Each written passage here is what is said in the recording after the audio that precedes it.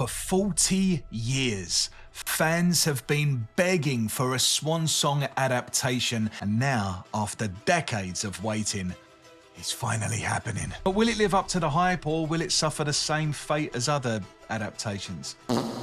In this video, I'm going to tell you a little bit about the book, who's behind the production, and also when it's set to release. So, Swan Song is a post-apocalyptic horror novel by Robert McCammon that takes place in the aftermath of a nuclear war. The story is set in America, where the survivors of the blast have to struggle for survival in a world that has been absolutely decimated by destruction, radiation, hunger. There's strange gangs and collectives that have started to form in the streets. In its wake, supernatural forces have begun to arise, both for good and for evil. If this story sounds a little bit familiar, a lot of people compare it to The Stand by Stephen King, which, you know, I think that's a fair comparison. They're very similar. In fact, I read this book because the subscribers of this channel suggested Swan Song after I read and really loved The Stand. You know, dystopian settings aren't anything new, but what really sets Swan Song apart are its characters. You've got Swan. She's this young girl with kind of like a mysterious connection to nature. She has strange powers. She is, I think, the embodiment of hope in a dying world. Then you've got Sister Creep. She's a homeless woman who was previously living on the streets of New York City, but now the blast seems to have granted her with visions, and these visions have given her a new purpose in life. So actually, it's worked out quite well for her, you know. Nuclear war, it doesn't have to be depressing. Then you've got Josh Hutchins, aka Black Frankenstein, and he is a former professional wrestler who, I guess you could think of him as Swan's bodyguard in this dystopian hell. So those are all great, but also you've got some amazing villains as well. You've got Colonel Macklin, who is a former military officer who basically wants to see America reborn from the ashes as like a fascist dictatorship that he himself is on the top of. You've got Roland Croninger, who is like this sociopathic little boy who sees this nuclear wasteland as a playground for him to make his messed up fantasies into a reality. This is like a new game for him to play. And then you've got the man with a scarlet eye, and if you've read The Stand, I think you're really gonna see why a lot of people think that this book is similar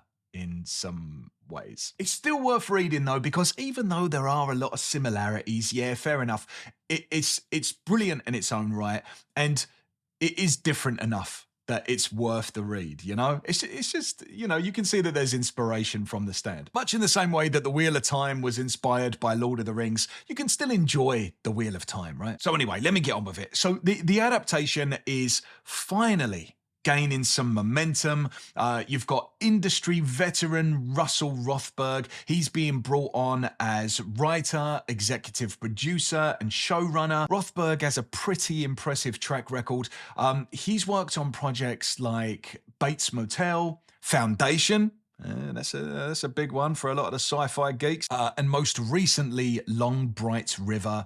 And then, this is very exciting, they've brought on a bit of a horror legend, Greg Nicotero, who is responsible for a lot of the special effects and makeup on The Walking Dead. So if you like that kind of aesthetic of The Walking Dead, you're probably going to enjoy Swan Song. He also directed a couple of episodes, and he is going to be directing the pilot episode of Swan Song. Nicotero said that this book was one of his all-time favorites, so you sort of feel like it's in good hands, you know? If this is one of his favorites, he's gonna want to do it right. He said, the time is perfect to dive into this world. I don't know what he means by that. That's a bit scary, isn't it? So I'm excited for this, obviously, right?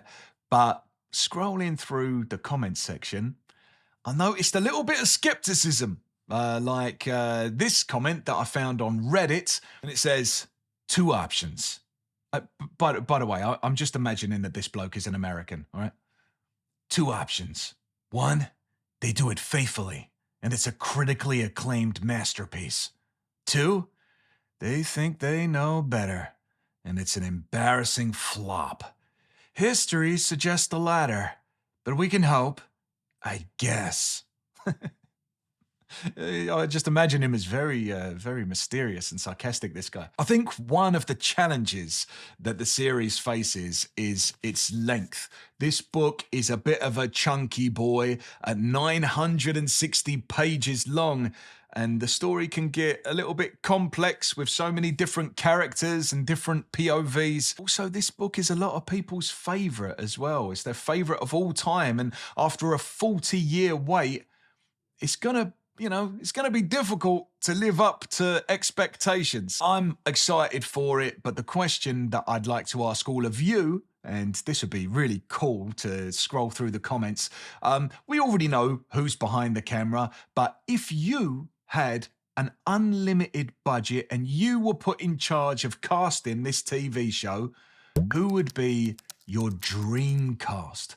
Let me know in the comment section below. I just want to say a huge thank you to my patrons for supporting this channel.